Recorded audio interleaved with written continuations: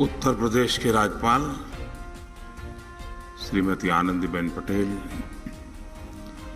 यहाँ के लोकप्रिय मुख्यमंत्री योगी आदित्यनाथ जी, मंत्रिमंडल के मेरे सहयोगी धर्मेंद्र प्रधान जी, राष्ट्रीय शिक्षा नीति की ड्राफ्टिंग कमेटी के चेयरमैन के कस्तूरीरंगन जी, सरकार के अन्य मंत्रीगण, इस सम्मेलन में भाग ले रहे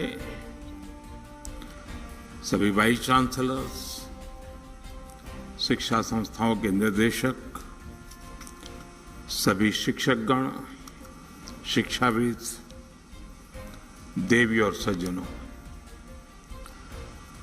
अखिल भारतीय शिक्षा समागम का यह आयोजन उस पवित्र धरती पर हो रहा है जहां आजादी से पहले देश की इतनी महत्वपूर्ण यूनिवर्सिटी की स्थापना हुई थी। ये समागम आज एक ऐसे समय हो रहा है जब देश अपनी आजादी का अमृत महोत्सव मना रहा है। अमृत काल में देश के अमृत संकल्पों को पूरा करने की बड़ी जिम्मेदारी हमारी शिक्षा व्यवस्था पर है, हमारी युवा पीढ़ी पर है। हमारे यहां उपनिषदों में भी कहा गया है, विद्या अमृतम अश्नुते, अर्थात विद्या ही अमरत्व और अमृत तक ले जाती है। काशी को भी मोक्ष की नगरी इसलिए कहते हैं क्योंकि हमारे यहां मुक्ति का एकमात्र मार्ग ज्ञान को, विद्या को ही माना गया है। और इसलिए शिक्षा और शोध का, विद्या और बोध का इतना बड़ा मंथन जब सर्व विद्या के प्रमुख केंद्र काशी में होगा तो इससे निकलने वाला अमृत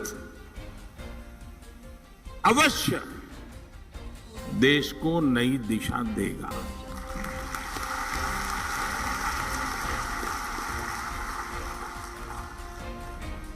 मैं इस अवसर पर महामना मालवीय जी के चरणों में नमन करते हुए इस आयोजन के लिए आप सभी को शुभकामनाएं देता हूं। मैं काशी का सांसद हूं। मेरी काशी में आप पधारे हैं तो एक प्रकार से मैं होस्ट भी हूं।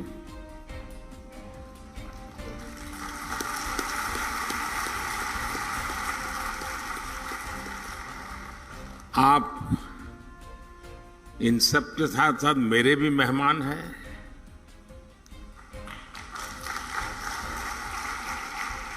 मुझे विश्वास है कि व्यवस्थाओं में ज्यादा आपको असुविधा नहीं होगी। प्रबंध करने का सबने भरपूर प्रयास भी किया होगा, लेकिन फिर भी अगर कोई कमी रह गई है तो दोष मेरा रहेगा।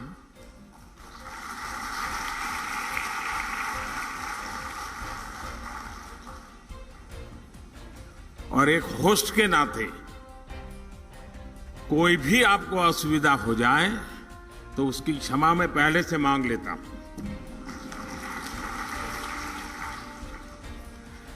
साथियों, मैं अभी एक कार्यक्रम करके आ रहा हूं। यहां मध्याह्न भोजन के लिए एक सेंट्रलाइज्ड किचन का काम था, लेकिन वहां मुझे मेरी काशी की सरकारी स्कूल के 10-12 साल की उम्र के बच्चों के साथ गप्पे गोष्ठी करने का अवसर मिला।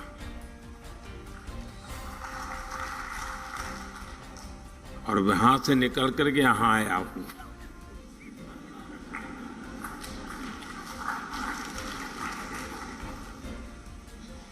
और मैं उनसे सुन करके आया हूं और आपको सुनाने आया हूं।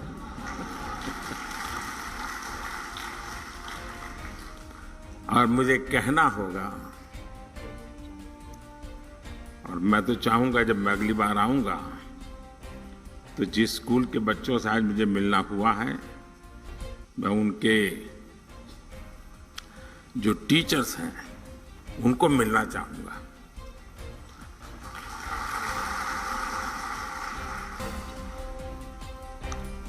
आप कल्पना कर सकते हैं कि ऐसा विचार मुझे क्यों आया होगा।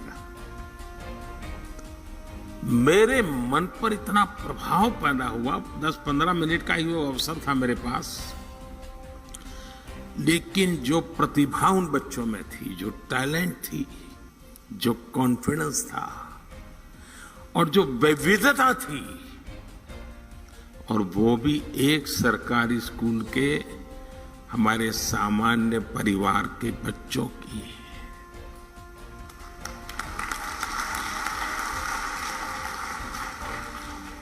जो टैलेंट वो बच्चे वहां प्रस्तुत कर रहे थे, आपके परिवार में भी अगर आपका पोता नाती अगर ऐसी टैलेंट आपके सामने रखेगा, तो जब भी मेहमान घर में आएंगे आप उसको खड़ा कर देंगे, जरा देखो मेहमान आए वो तुम सुनाओ। मेरा कहने का तात्पर्य है कि वर्तमान पीढ़ी का ये सामर्थ्य, उनकी क्षमता, जब वो आप जहां हैं वहां पहुंचेंगे, पद पे नहीं, उस इंस्टीट्यूट में आप तो नहीं होंगे, आप ऐसे इंस्टीट्यूट बना के जाएंगे कि इस प्रतिभा के बच्चे आने वाले दिनों में आने वाले हैं, उनको वहां कमी नजर ना आए। ये काम सबसे बड़ा आपके जिम्मे है।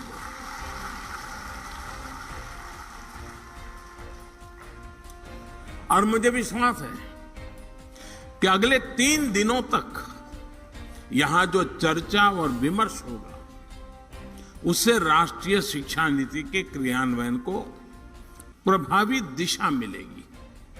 साथियों, आप सभी जानते हैं कि राष्ट्रीय शिक्षा नीति का मूल आधार शिक्षा को संकुचित सोच के दायरे से बाहर निकालना और उसे 21वीं सदी के आधुनिक विचारों से जोड़ना है।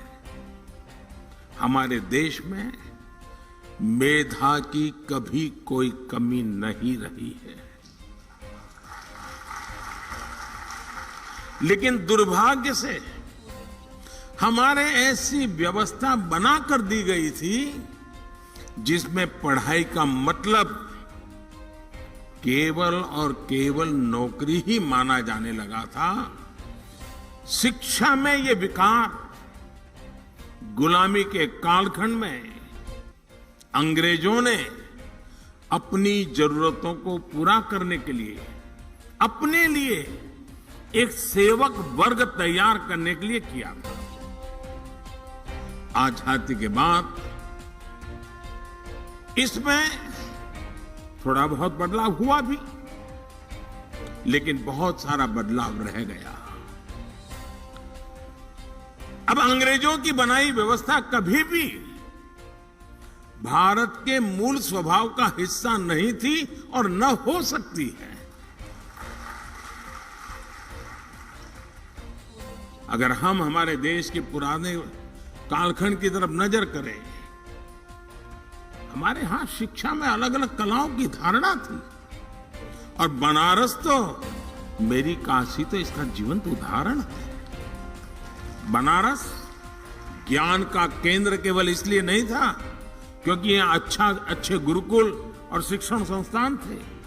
बनारस ज्ञान का केंद्र इसलिए था क्योंकि यहाँ ज्ञान और शिक्षा बहुआयामी, मल्टी सेक्टरल थी। शिक्षा में यही विविधता हमारी शिक्षा व्यवस्था का भी प्रेरणा स्रोत होनी चाहिए। हम केवल डिग्री धारक युवा तैयार न करें, बल्कि देश को आगे बढ़ने के लिए जितने भी मानव संसाधनों की जरूरत हो, हमारी शिक्षा व्यवस्था वो देश को उपलब्ध कराए, देश को दे। इस संकल्प का नेतृत्व हमारे शिक्षकों और शिक्षण संस्थानों को करना है। हमारे शिक्षक जितनी तेजी से इस भावना को आत्मसात करेंगे, छात्र छात्राओं को, देश के युवाओं को उतना ही ज्यादा, देश के आने वाले भविष्य को भी उतना ही ज्यादा लाभ होगा। साथियों, नए भारत के निर्माण के लिए नई व्यवस्थाओं का निर्माण, आधुनिक व्यवस्थाओं का समावेश उतना ही जरूरी है। जो पहले कभी नहीं हुआ, जिन लक्ष्यों को पाने की देश ने कल्पना भी नहीं करता था, वो आज के भारत में हकीकत हमारे सामने निर्माण हो रही है। अब आप देखिए, कोरोना की इतनी बड़ी महामारी से हम न केवल इतनी तेजी से उभरे, बल्कि आज भारत दुनिया की सबसे तेजी से बढ़ रही बड़ी अर्थव्यवस्थाओं में एक है। आज हम दुनिया के तीसरे सबसे बड़े स्टार्टअप इकोसिस्टम है।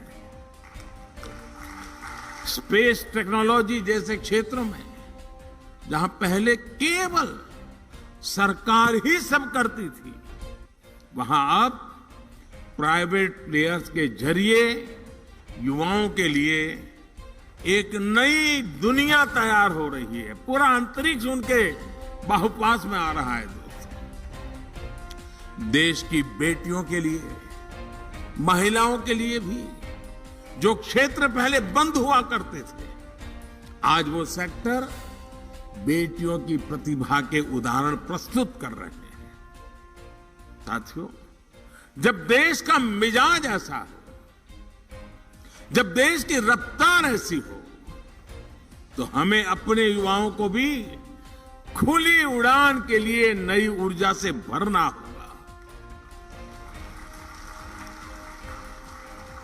अभी तक स्कूल, कॉलेज और किताबें ये तय करते आए थे कि बच्चों को किस दिशा में जाना है, लेकिन राष्ट्रीय शिक्षा नीति के बाद अब युवाओं पर दायित्व और बढ़ गया है। और इसके साथ ही हमारी भी ये जिम्मेदारी बढ़ गई है कि हम युवाओं के सपनों और उड़ान को निरंतर प्रोत्साहित करें, उसके मन को समझे, उसकी आकांक्षाओं को समझे, तभी तो खाद पानी डाल पाएंगे। उसे समझे बिना कुछ भी थोपने वाला युग चला गया है। हमें इस बात का हमेशा ध्यान रखना होगा,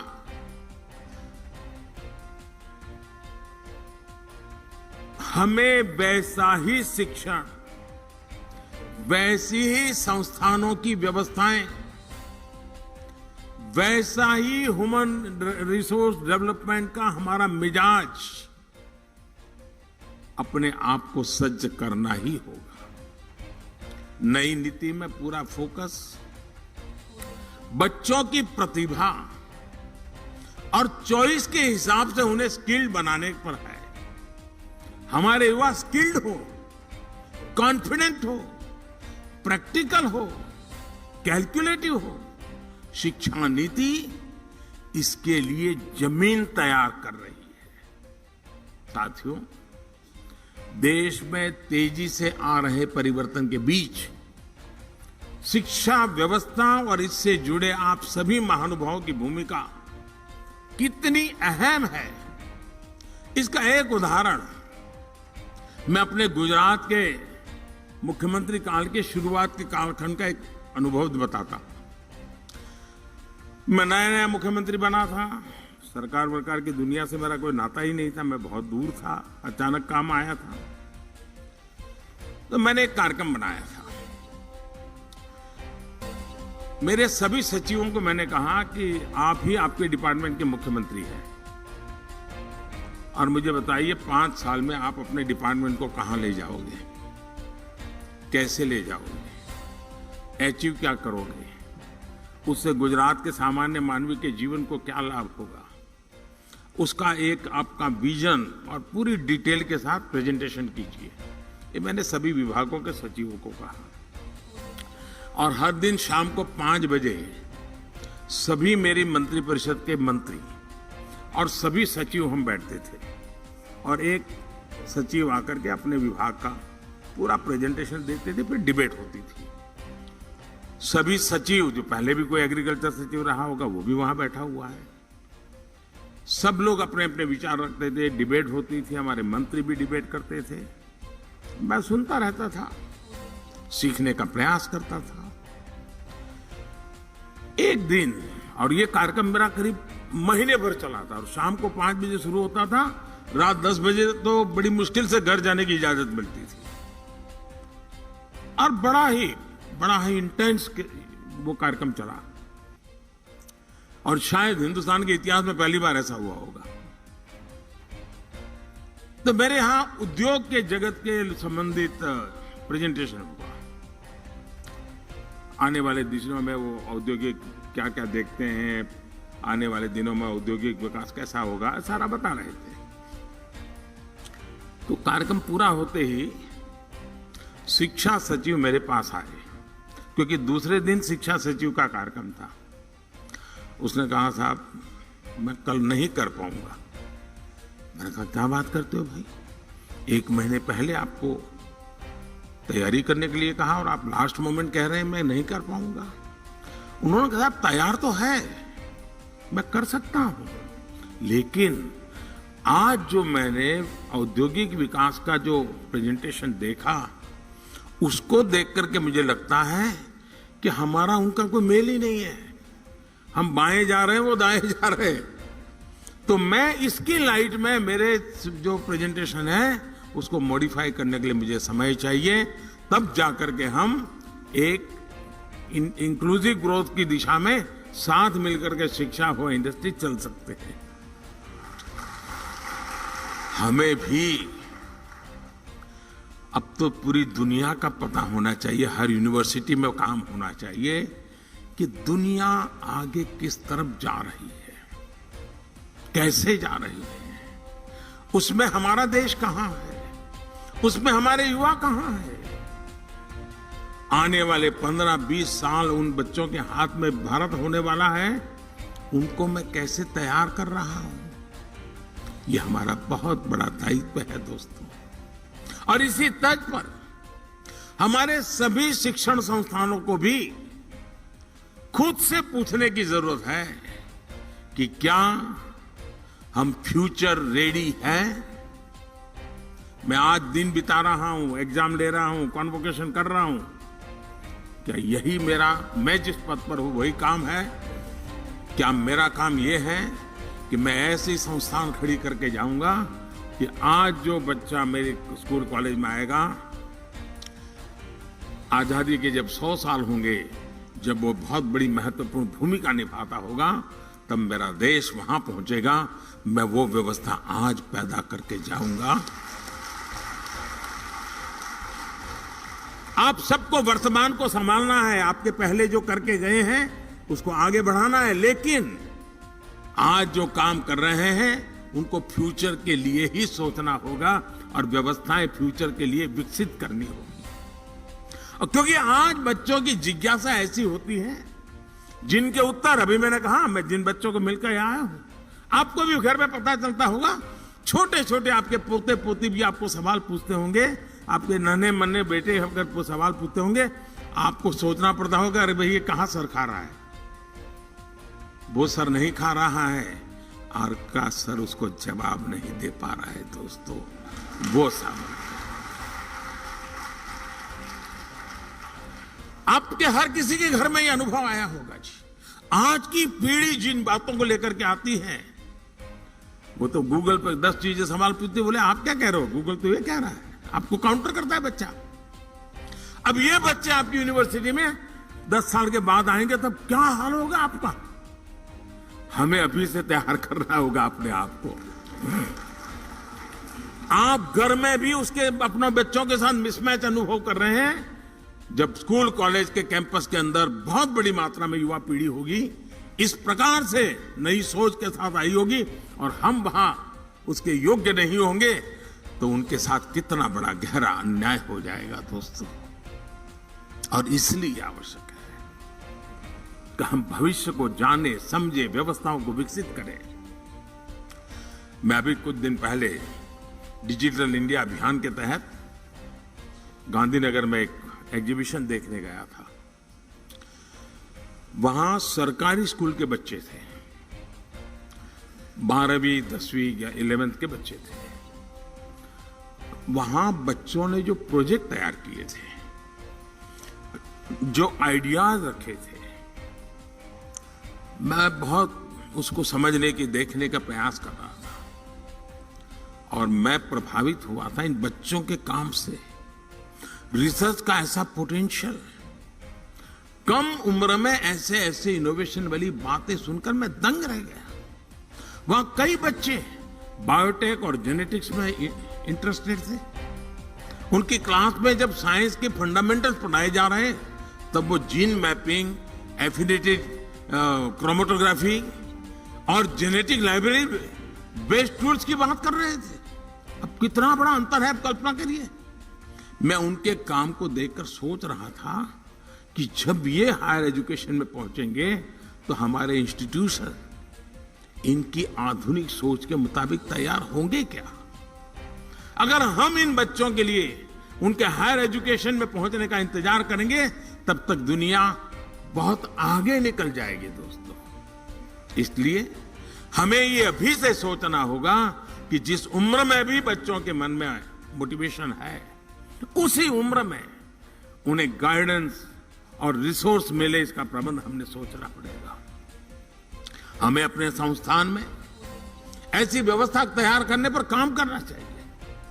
साथियों, इस महीने के आखिर में 29 जुलाई को राष्ट्रीय शिक्षा नीति को 2 साल पूरे होने वाले हैं। और अभी धर्मेंद्र जी बता रहे थे कि बड़े मंथन के बाद ये शिक्षा नीति बनाई। कस्तूररंगन जी ने बहुत अच्छा नेतृत्व दिया, उसके कारण ये संभव हुआ। और इतना विविधता भरा देश और राष्ट्रीय शिक्षा नीति का इस प्रकार से स्वागत हो, ये अपने आप में बहुत बड़ी सिद्धि है जी, बहुत बड़ी सिद्धि है। लेकिन इसकी विशेषता देखिए, इसको बनाने में तो मंथन हुआ। आमतौर पर सरकार का स्वभाव होता है, एक डॉक्यूमेंट बन जाता है, वो डॉक्यूमेंट समय के भरोसे छोड़ दिया जाता है, कुछ व्यक्तियों के भरोसे जोड़ जाता है। आपके भी टेबल पे तो कुछ दिन शोभा बढ़ाता है डॉक्यूमेंट, फिर वो भी टेबल पे से हट जाता है, कोई नया डॉक्यूमेंट आता है, वो जगह ले लेता है, बात वहीं समाप्त हो जाती है। अनुभव आपको भी है, यहां बैठे हुए लोगों को भी है। हमने ऐसा नहीं होने दिया। हमने हर पल इस राष्ट्रीय शिक्षा नीति को जिंदा रखा है। मैं स्वयं भी इतने कम समय में कम से कम 25 सेमिनार में गया हूं, शायद 25 से ज्यादा, और इसी विषय पे मैं बोलता रहा हूं। ये रिपोर्ट देने के बाद स्वयं कस्तूररंगन जी लगातार संवाद कर रहे हैं, हर क्षेत्र के लोगों से संवाद कर रहे हैं, उनके क्लैरिफिकेशन चाहिए समझा रहे हैं, उसके पीछे का विजन क्या है, बैकग्राउंड इंफॉर्मेशन वो समझा रहे हैं। पूरी सरकार के सभी डिपार्टमेंट लगातार कोशिश कर रहे हैं कि ये, क्योंकि 30 साल के बाद आया हुआ डॉक्यूमेंट सिर्फ कागज का ढर्रा हमारे पास पहुंच जाने से होगा नहीं जी। आप भी यहां जब 3 दिन मंथन करोगे, उसकी कई बारीकियां हैं जो शायद आपने पूरा पन्ना पन्ना पढ़ लिया होगा, लेकिन अब नई तरीके से आपके सामने उजागर होगी। इसलिए अपनी यूनिवर्सिटी के अंदर भी ऐसे ही निरंतर मंथन की योजना बना करके यहां से जाना। सिर्फ यहां से आप सुन करके मत चला जाना, आपके साथ जुड़े हुए जो बाकी साथी हैं वे भी ऐसा ही मंथन करें, उसमें से और अमृत निकालें जी, तब जाकर के इसका लाभ होगा। और इसके इम्प्लीमेंटेशन की उसके लिए जो चुनौतियां हैं, उसकी हर बारीकी पर हमें गौर करते रहना चाहिए। साथियों, आज जब कोई काम अपने हाथों में लेता है तो समस्याएं का समाधान भी तेजी से निकलता है। समस्या समझ करके यार मैं कहां पढ़ूं इसमें, तो समाधान कभी नहीं निकलता है। साथियों, इन 2 सालों में देश राष्ट्रीय शिक्षा नीति को लागू करने की दिशा में कई ठोस कदम उठा चुका है। इस दौरान एक्सेस, क्वालिटी और फ्यूचर रेडीनेस जैसे जरूरी विषयों पर हुई वर्कशॉप ने भी बहुत बड़ी मदद की है। देश विदेश के एकेडमिशियंस, इनसे जो चर्चाएं हुई, मेरा भी देश के शिक्षा मंत्रियों के साथ, शिक्षाविदों के साथ जो संवाद हुआ, उसने भी इसी गति को आगे बढ़ाया है। और अभी कुछ दिन पहले हमारे धर्मेंद्र जी ने देश भर के शिक्षा मंत्रियों को भी बुलाया था, जैसे आपके साथ चर्चा कर रहे हैं, उनके साथ भी की थी। लगातार कोशिश हो रही है कि इन चीजों को हम 100% साकार कैसे कर पाए। राज्य सरकारों ने भी अपने अपने स्तर पर इस दिशा में कई महत्वपूर्ण कदम उठाए हैं और आज सभी के प्रयासों का परिणाम है कि देश और खासकर देश का युवा इस बड़े बदलाव में भागीदार बन रहा है। साथियों, नई राष्ट्रीय शिक्षा नीति के लिए देश के एजुकेशन सेक्टर में एक बड़े इंफ्रास्ट्रक्चर ओवरहॉल पर भी काम हुआ है। आज देश में बड़ी संख्या में नए कॉलेज खुल रहे हैं, नए विश्वविद्यालय खुल रहे हैं, नए आईआईटी और नए आईआईएम की स्थापना हो रही है। 2014 के बाद से देश में मेडिकल कॉलेजों की संख्या में 55% की वृद्धि हुई है। युवाओं को बेहतर अवसर देने के लिए यूनिवर्सिटीज में समान स्टैंडर्ड के लिए इस वर्ष कॉमन यूनिवर्सिटी एंट्रेंस टेस्ट भी लागू किया गया है। ऐसे ही कई और भी रिफॉर्म्स किए गए हैं। देश के इन प्रयासों का परिणाम है कि वर्ल्ड यूनिवर्सिटी रैंकिंग में भारतीय संस्थानों की संख्या में धीरे धीरे प्रवेश हो रहा है, संख्या में वृद्धि हो रही है। ये बदलाव केवल शुरुआत है, अभी हमें इस दिशा में लंबी दूरी तय करना है। साथियों, मुझे ये भी संतोष है कि राष्ट्रीय शिक्षा नीति अब मातृभाषा में पढ़ाई के रास्ते खोल रही है। इसी क्रम में संस्कृत जैसी प्राचीन भारतीय भाषाओं को भी आगे बढ़ाया जा रहा है। मैं यहां देख रहा हूं कि इस आयोजन में भी संस्कृत से जुड़े लोगों के लिए विशेष व्यवस्था है। काशी की धरती से हुई ये शुरुआत निश्चित ही भारतीय भाषाओं और भारतीय संकल्पों को नई ऊर्जा देने का काम करेगी। साथियों, मुझे पूरा विश्वास है आने वाले समय में भारत दुनिया में वैश्विक शिक्षा का एक बड़ा केंद्र बनकर उभर सकता है। भारत न केवल दुनिया के युवाओं के लिए एजुकेशन डेस्टिनेशन बन सकता है, बल्कि दुनिया के देशों में भी हमारे युवाओं के लिए नए अवसर बन सकते हैं। इसके लिए हमें अपने एजुकेशन सिस्टम को इंटरनेशनल स्टैंडर्ड्स पर तैयार करना होगा। इस दिशा में देश लगातार प्रयास भी कर रहा है। हायर एजुकेशन को इंटरनेशनल स्टैंडर्ड के हिसाब से तैयार करने के लिए नए दिशा निर्देश जारी किए गए हैं। करीब 180 उच्च शिक्षा संस्थानों में अंतर्राष्ट्रीय मामलों के लिए विशेष कार्यालय की स्थापना भी की गई है। मैं चाहूंगा कि आप सभी इसी दिशा में न केवल जरूरी विमर्श करें, बल्कि भारत के बाहर की व्यवस्थाओं से भी परिचित होने का प्रयास करें। ये नई व्यवस्था भारत की शिक्षा व्यवस्था को अंतर्राष्ट्रीय अनुभवों से भी जोड़ने में मदद करेगी। साथियों, इन 3 दिनों में आप लोग अलग अलग सेशन में कई महत्वपूर्ण विषयों पर चर्चा करने वाले हैं। मैं चाहूंगा कि आपकी इस चर्चा से देश के लिए अलग अलग क्षेत्रों में नए रास्ते खुले, युवा पीढ़ी का मार्गदर्शन हो। दुनिया के कई देशों ने अलग अलग क्षेत्रों में जो रफ्तार पकड़ी है, उसमें एक बड़ा योगदान वहां की यूनिवर्सिटीज का भी है। यूनिवर्सिटी लगातार सामाजिक, आर्थिक और वैज्ञानिक विषयों पर रिसर्च करती है, सरकार को सुझाव देती है। यही कल्चर, यही कार्य पद्धति हमें अपने यहां भी विकसित करने की जरूरत है। इससे यंग जनरेशन को देश और देश की नीतियों की समझ आती है और उसकी संभावनाओं से भी परिचित होते हैं। मेरा हमेशा से मानना रहा है कि देश के युवाओं की इनोवेटिव सोच और नए आइडिया से नई व्यवस्थाओं को भी ज्यादा से ज्यादा जुड़ना चाहिए। इससे फ्रेश टैलेंट आता है, फ्रेश आइडियाज आते हैं। मैं चाहूंगा कि इसे लेकर भी आप सब चर्चा करें, कोई रोड मैप तैयार करें। यूनिवर्सिटी कैसे सरकार के साथ अलग अलग क्षेत्रों में पार्टनरशिप कर सकती है, इस बारे में भी सोचा जाना चाहिए।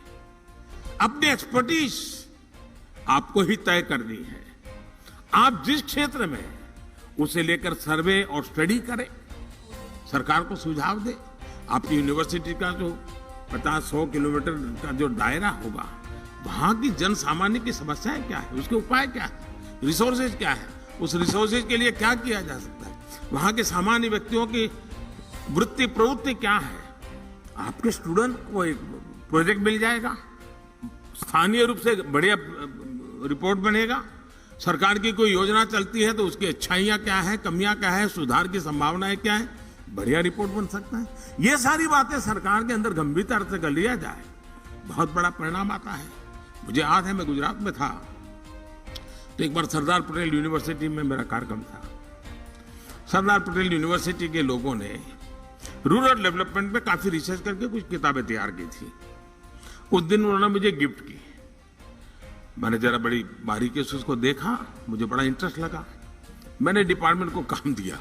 मैंने कहा, भाई ये जो स्टूडेंट्स ने काम किया है, आप जरा देखिए सरकार जहां जा रही है और ये बच्चे जो कह रहे हैं उसमें कितना अंतर है। और आप हैरान हो जाएंगे, उसमें से बहुत सी चीजें मुझे रूरल डेवलपमेंट के मेरे काम में इतनी मदद आई। विद्यार्थियों ने, टीचर्स ने किया हुआ काम था, जो सरकार में एयर कंडीशन कमरे में बैठ करके निर्णय करना मुश्किल होता है जी।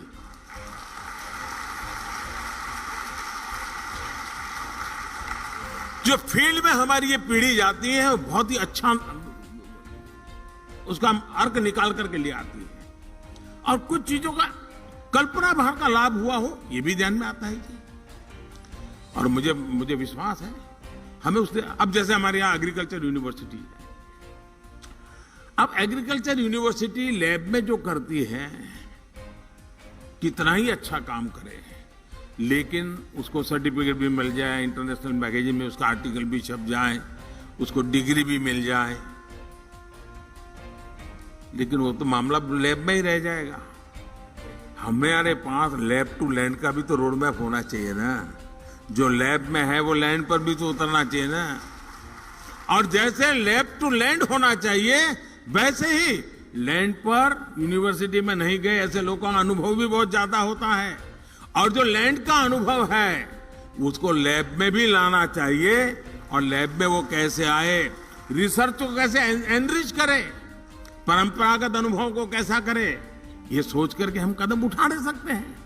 इसी तरह हमारे यहाँ ट्रेडिशनल मेडिसिन, आयुर्वेद में हमारा ज्ञान, उसको कोई चुनौती तो आप भी नहीं करोगे, मैं भी नहीं करूंगा। लेकिन दुनिया के कई देश हैं जो आज ट्रेडिशनल मेडिसिन में हमसे आगे निकल रहे हैं जी।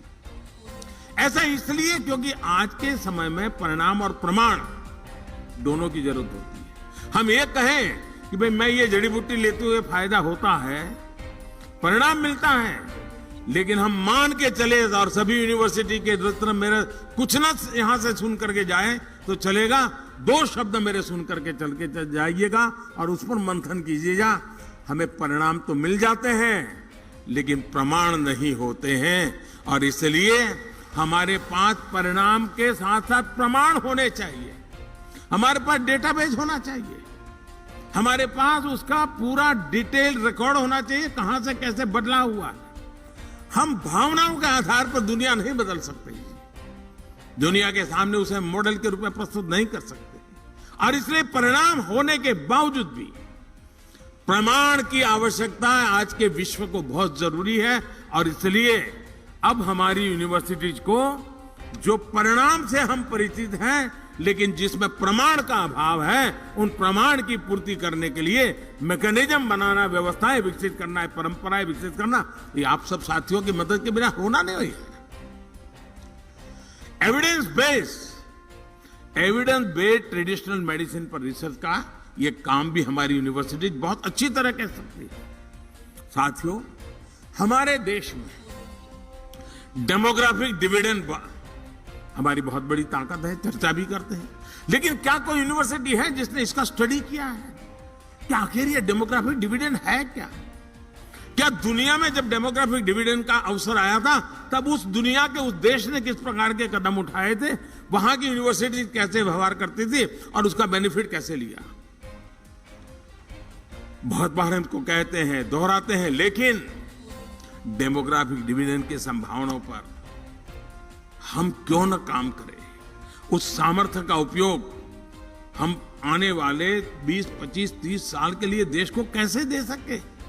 ऐसे ही हम देखते हैं, अब दुनिया के देशों की स्थिति देखिए।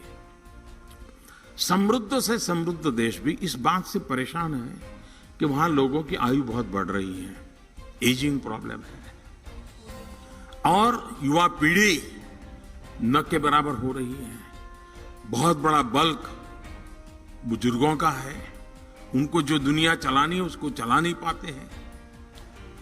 अब ये चक्र ऐसा है, हर एक को आना ही आना है।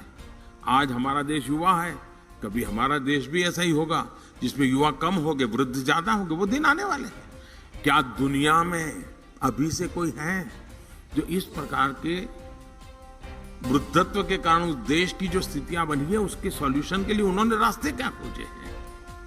यूथ का अभाव में वो समस्याओं का समाधान कैसे कर रहे हैं? कौन सा ऐसा मैकेनिज्म बनाया है कि चीजें बड़ी स्मूथली आगे बढ़ रही है? ये सारे सोचने का काम मेरी यूनिवर्सिटीज का सहज स्वभाव होना चाहिए।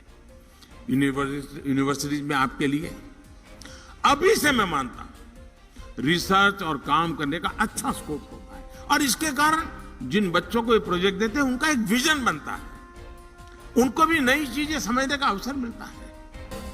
अब क्लाइमेट चेंज की इतनी बड़ी चर्चा हो रही है, क्लाइमेट के फील्ड में भी हमारे लोग अगर काम करें तो असीमित संभावना है हमारे पास।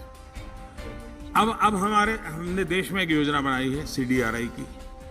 क्लाइमेट की स्थिति में हमारा इंफ्रास्ट्रक्चर ऐसा होना चाहिए कि जो उसका सामना कर सके, रेजिलिएंट होना चाहिए।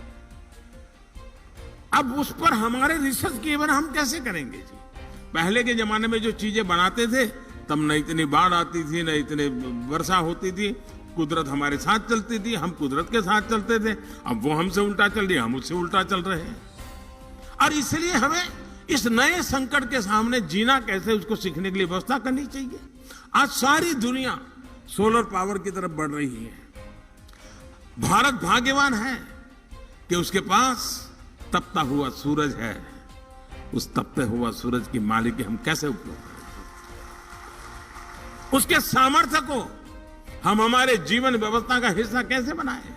सोलर पावर को हमारे यहां इतना महत्व दिया गया है, सरकार की नीतियों में दिया गया है, लेकिन हम रिसर्च के द्वारा, नए नए अनुसंधान के द्वारा, आज नए युग के हिसाब से नए वैज्ञानिक संसाधनों के साथ इस ऊर्जा को इस्तेमाल करने के लिए हमें काफी काम करने की जरूरत लगती है।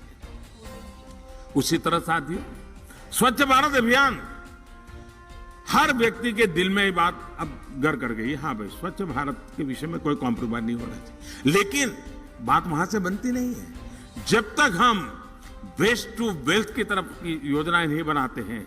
ये जो कूड़ा कचरा निकलता है उसका सर्कुलर इकोनॉमी क्या हो सकती है, उसका बेस्ट प्रोडक्ट क्या हो सकता है, ये तो यूनिवर्सिटी रिसर्च करके दे सकती है जी। हमारे नए नए लोग होते हैं, प्रयोग करके दे सकते हैं। हम वेस्ट में से बेस्ट कैसे बनाएं, हम सर्कुलर इकोनॉमी को कैसे मजबूत करें, और खासकर लोकल लेवल पर सर्कुलर इकोनॉमी कैसे, कितने क्षेत्र आज हमारे स्टूडेंट्स के लिए खुले हुए हैं। आज देश स्पोर्ट्स के क्षेत्र में भी नए आत्मविश्वास के साथ नई उपलब्धियां हासिल कर रहा है।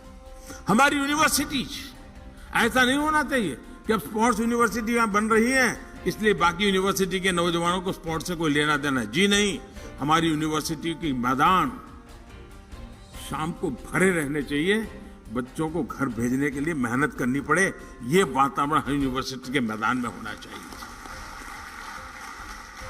हमारी यूनिवर्सिटी ये लक्ष्य बना सकती है, एक एक यूनिवर्सिटी तय कर सकती है कि आने वाले वर्षों में मेरी यूनिवर्सिटी कितने गोल्ड मेडल ले आएगी, मेरे स्कूल के कितने विद्यार्थी, मेरी कॉलेज के कितने विद्यार्थी आगे बढ़ेंगे।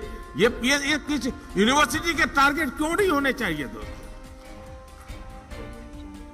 दुनिया के कितने देश में मेरी यूनिवर्सिटी के बच्चे खेलने के लिए जाएंगे, मैं उनको कैसे तैयार करूं?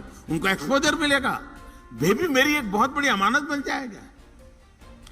साथियों, मैं स्ट्रे विचारों को इसलिए रख रहा हूं, अनगिनत संभावनाएं हैं और राष्ट्रीय शिक्षा नीति ने आपके हाथ में अवसर दिया है जो पिछले वर्षों में हमारे पास नहीं था। इस राष्ट्रीय शिक्षा नीति का आया है, ये हमारा काम है उसको आगे बढ़ाएं।